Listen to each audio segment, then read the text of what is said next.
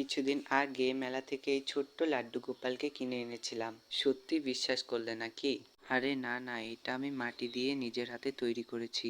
মাটি দিয়ে তৈরি করার ভিডিও তোমাদের সাথে শেয়ার করতে পারিনি, শুধু রং করার ভিডিওটি তোমাদের সাথে শেয়ার করছি। এটিকে তৈরি করতে আমি এঁটেল মাটি ব্যবহার করেছি আর প্রাইমারি কোট হিসাবে ব্যবহার করেছি পোলো অ্যাক্রিলিক কালার। প্রথমে পুরোটাকে সাদা রং দিয়ে কভার করার পরে এর উপর দিয়ে আমি কালো রং করা শুরু করব। এটা আমি অনেকদিন আগেই তৈরি করে রেখেছিলাম, কিন্তু রং করা হয়নি, আমার কালো রংটা শেষ হয়ে গেছিল। এর আগেও আমি অনেকগুলি তৈরি করার চেষ্টা করেছি, কিন্তু তেমনভাবে হয়নি। জানি না এটা কি আসল ঠাকুরের মতো আদৌ লাগবে কিনা। আগে যেগুলো লাড্ডু গোপাল তৈরি করেছিলাম সবগুলোই ঠিকঠাকই আমি তৈরি করেছি, কিন্তু হাতগুলো জোড়া লাগানোর সময় আমার বারবার শুধু ভেঙে যাচ্ছিল।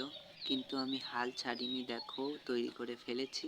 মাটির জিনিসের উপর কালো অ্যাক্রিলিক কালার করলে জিনিসটা একদম রিয়েলিস্টিক লাগে।